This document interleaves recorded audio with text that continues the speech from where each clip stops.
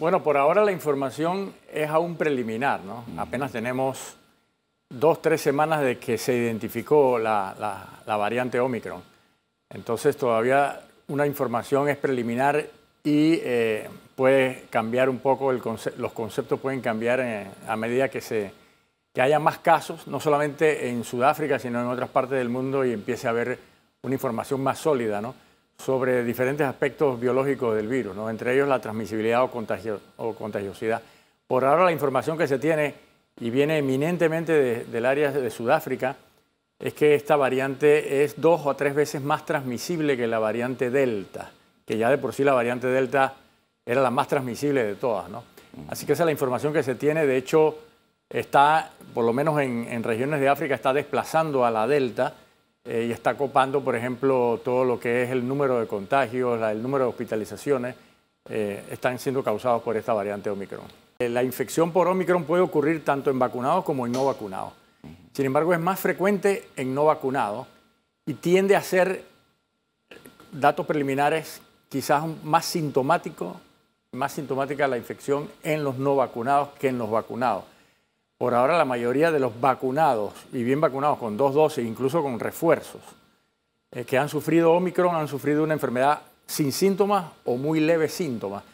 Y por ejemplo, la información que se tiene de la vigilancia europea, ellos han analizado cerca de 800 o 900 adultos europeos que se han infectado por Omicron y hasta ahora no han tenido ninguna hospitalización, ¿no? Okay. Lo cual realmente motiva a pensar, y ojalá sea así, de que la enfermedad puede ser más leve que la que se veía, por ejemplo, con Delta o con otras variantes anteriores, ¿no? Ahora, sí, la variante se detecta por los métodos tradicionales que estamos haciendo nosotros en Panamá, ¿no?, y en el mundo, ¿no?, que son el hisopado con la PCR, y eso va al laboratorio Gorgas, y el laboratorio Gorgas se encarga de cuando se sospecha que la PCR es por Omicron, porque tiene alguna diferenciación con la Delta, por ejemplo, y con las otras variantes, ellos entonces hacen lo que se llama la secuenciación genómica.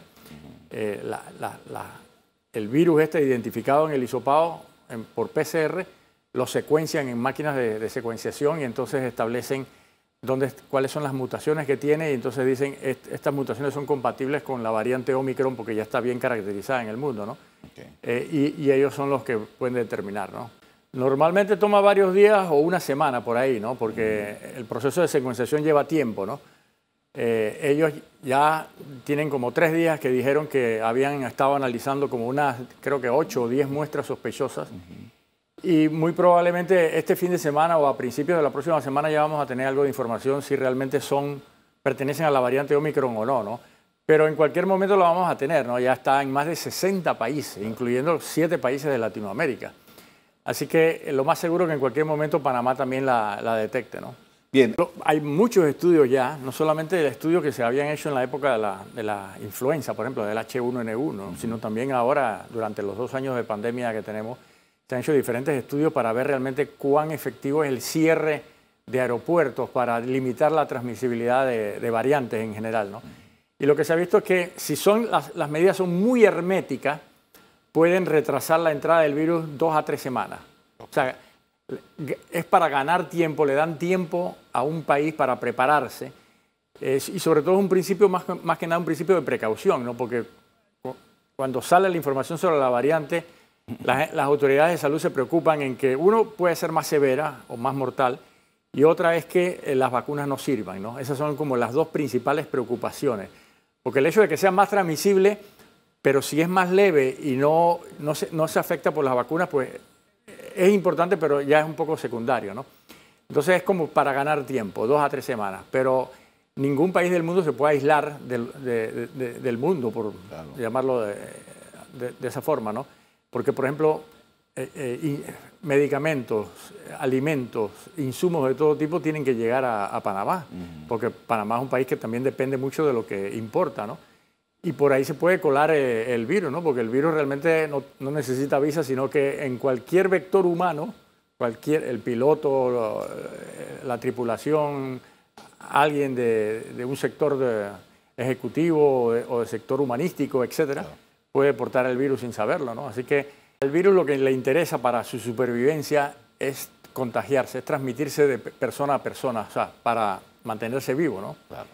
Entonces, si por ejemplo el virus de repente es muy agresivo y mortal, entonces mata a la víctima y el virus entonces no tiene a quién contagiar, ¿no? O tiene menos personas, ¿no? Entonces, desde el punto de vista darwiniano, biológico, al virus le interesa ser más transmisible, pero no necesariamente ser más letal. Así que yo no sé si eso se puede llamar victoria de la ciencia o realmente es resiliencia del virus, ¿no? Desde el punto de vista biológico, ¿no? Ahora, la ciencia realmente, las herramientas de la ciencia para combatir precisamente la infección viral es fabricar medicamentos y fabricar vacunas. Fabricar vacunas para prevenir la infección y medicamentos para tratarla, ¿no? Y en eso se está. Desde el 2019 que empezó todos, empezaron grandes desarrollos de vacunas, empezaron también de medicamentos a la par. Sin embargo, los medicamentos ha sido bastante más difícil encontrar medicamentos antivirales bien claramente potentes que nos puedan ayudar, ¿no? Ahora mismo hay 2 prometedores que están buscando la aprobación por FDA, por EMA, el Molnupiravir de la empresa Merck, el Paxlovid de la empresa Pfizer, y por ahí van a venir algunos otros más, ¿no?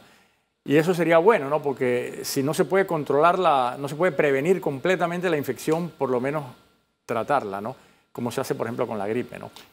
Y de hecho, quizás el mayor impacto que ha tenido la ciencia es el desarrollo de vacunas en tiempo récord, ¿no? Y hemos visto que estas vacunas han sido tremendamente efectivas, la inmensa mayoría, sobre todo con lo que se busca con las vacunas, que es prevenir la enfermedad grave, no necesariamente la infección o la aportación del virus, porque eso es muy difícil que una vacuna lo pueda lograr completamente, ¿no? Hay muchos ejemplos de otras enfermedades inmunoprevenibles que las vacunas realmente no previenen la infección ni el estado de portación, sino que previenen la enfermedad grave, y de eso se trata precisamente la vacunología en salud pública, ¿no? Y estas vacunas lo han demostrado claramente con todas las variantes hasta ahora. Vamos a ver la información que se va desarrollando con Omicron, pero muy probablemente algún grado de protección parcial están confiriendo las vacunas contra esta variante. Se crea un virus que le llaman pseudovirus, o sea, un virus que se parece al Omicron, por ejemplo, a la variante que uno quiere analizar, ¿no? Y entonces se pone el suero de personas, la sangre de personas que han recibido diferentes vacunas. Y ese suero entonces se aparea con ese pseudovirus que se está haciendo, que se analiza y se ve realmente la potencia, la capacidad de neutralizar ese virus en el laboratorio. Y entonces ahí se determina estas vacunas tienen tal grado de neutralización, ¿no? Entonces lo que se ha visto, por ejemplo, y eso ya es información que se ha generado preliminarmente, es que la capacidad de neutralización, al menos de las vacunas de RNA mensajero, Pfizer, Moderna, contra la Omicron son bastante reducidas en comparación con Delta, con Alfa, con Beta. O sea que sí hay una disminución en la capacidad de neutralización. Pero la capacidad de neutralización muchas veces tiene que ver con la cantidad de anticuerpos. Por ejemplo, si yo tengo, por ponerte un número, 20 unidades por mililitro de anticuerpo, a lo mejor ahí no puedo conseguir la neutralización de la variante. Pero si yo doy una dosis adicional y la concentración me sube a 100, entonces ya con 100 yo sí puedo neutralizar, ¿no? Entonces, pero esos son determinantes in vitro de laboratorio. Otra cosa es lo que sucede in vivo, ya en el paciente, ¿no? Porque, por ejemplo, el paciente, además de que uno le da la vacuna, el laboratorio solamente mide anticuerpos neutralizantes.